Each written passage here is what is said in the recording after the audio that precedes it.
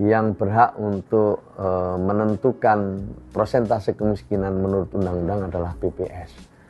Dan terakhir BPS merilis ada 9,03% warga kita yang berada di bawah garis kemiskinan. Itu setara dengan 25,22 juta jiwa. Dari 25 itu juta itu masih ada sekitar 2 juta ya. 2 juta lebih itu masuk dalam kategori 0,83%, sekitar 2 juta lebih ya yang masuk dalam kategori miskin ekstrim. Nah, sejak zaman Pak Jokowi itu memang ada upaya keras untuk supaya kita mengatasi masalah kemiskinan ekstrim, yang kemudian disusun beberapa program, turun akhirnya menjadi tinggal 0,83 lah.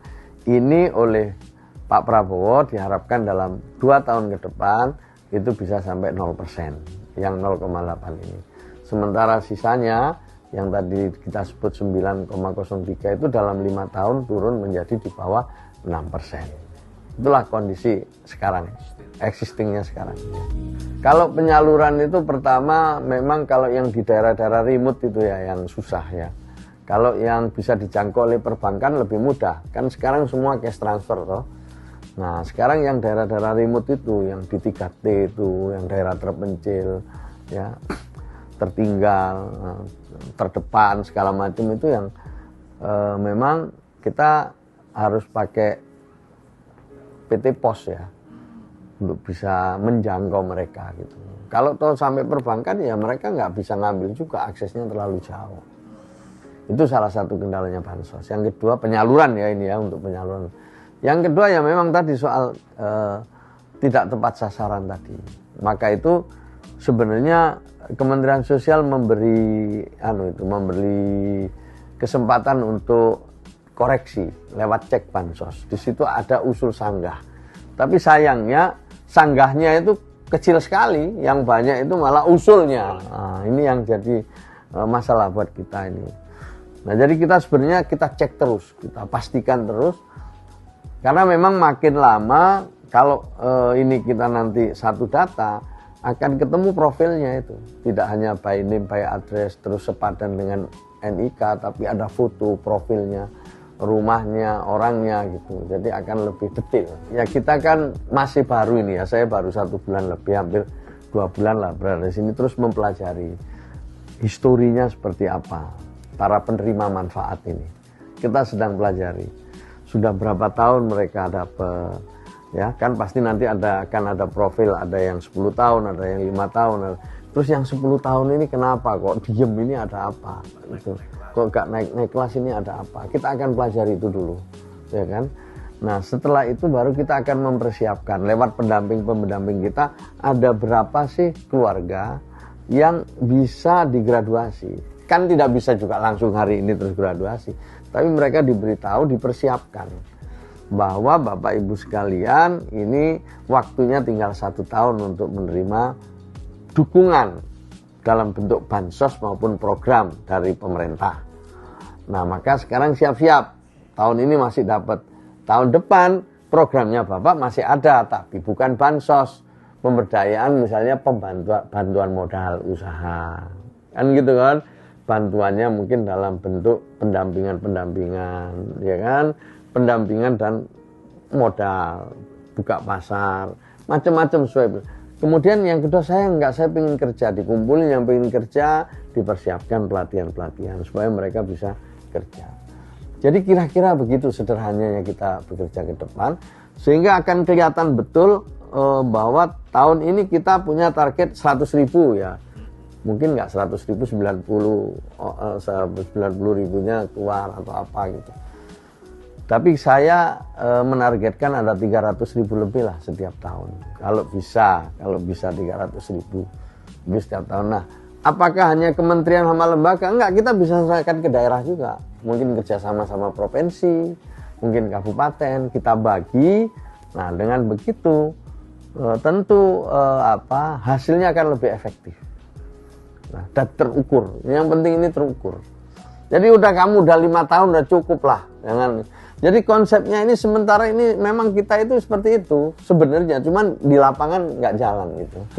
Ini kita akan coba ini, kita akan coba pendekatannya. Jadi tergantungan tadi, dimotivasi. Males dah gini aja lumayan Pak, saya miskin aja Pak, nggak apa-apa Pak, yang penting saya dapat gitu. Nah, itu yang menurut saya perlu kita koreksi. Jadi kami itu memulai tadi dengan data, ya kan, data. Oke, data sudah ada masuk di dalam data. Lalu proses berikutnya adalah perlindungan dan jaminan sosial. Ya, yang menyangkut hak-hak dasar dulu. Bagaimana mereka supaya daya belinya masih bisa dipertahankan. Kemudian kebutuhan pangannya tercukupi, bisa menyekolahkan anak. Kalau sekolahnya kan sudah gratis, tapi berangkat sekolahnya itu kan kadang masalah. Maka kita dukung ini untuk berangkat pulang sekolah sambil jajan di sekolah. Punya bayi, bagaimana asupan bayi, maka kita bantu. Misalnya 200.000 per 3 bulan gitu misalnya. Jadi itu semua bersyarat bantuan-bantuan kita. Jadi saya terus terang hari-hari ini sedang mengidentifikasi, lalu nanti akan kita ambil langkah-langkah yang sesuai dengan bidang tugas kami dan sinkron dengan daerah. Itu hari-hari ini itu yang kita kerjakan. Jadi tetap di situ. Jadi kalau data, setelah itu perlindungan sosial, setelah itu naik ya. Kalau yang perlu direhab. Ada namanya Dirjen Rehabilitasi Sosial di sini. Rehab itu ada artinya mengembalikan fungsi-fungsinya kembali utuh, fungsi-fungsi sosialnya kembali utuh. Misalnya contoh sederhana, ada kepala keluarga ya sehat, ini tiba-tiba sakit, stroke lah. Nah, kalau stroke kan dia nggak bisa utuh kalau fungsi sosialnya, maka dia disembuhkan dulu, direhab dulu sampai dia sehat, fungsi-fungsi sosialnya utuh. Nah kemudian dia kembali ke pemberdayaan. Kalau yang ada perlu direhab, tapi kalau enggak ya langsung dia ke pemberdayaan. Nah di pemberdayaan ini kata kuncinya. Nah setelah pemberdayaan itu baru graduasi, sehingga kerja kita itu terukur antara yang ada di dalam data ini diproses, kemudian ada outputnya. Output itu yang sifatnya keluaran pertama, terus jadi outcome, ada dampak. Nah berikutnya nanti ada benefit gitu. Terus ada yang terakhir dampaknya jangka panjang. Jadi ada terukur gitu. Jadi kita ingin terukur sekali. Gitu. Jadi setiap tahun keluarannya jelas. Alhamdulillah sekarang sudah ada misalnya kita punya keluarga harapan, program keluarga harapan 10 juta kan yang kita sasar, 10 juta kakak. Nah ini setiap tahun berapa bisa keluar dari situ? Masa ya 10 juta terus? Kan harusnya jadi paling enggak 9.500.000, nanti jadi 9 juta. Kan harus turun begitu, Pak. Nah tetap ya jadi ya dimotivasi tadi itu. Gitu. Nah ini pendekatan kita yang kita rubah itu.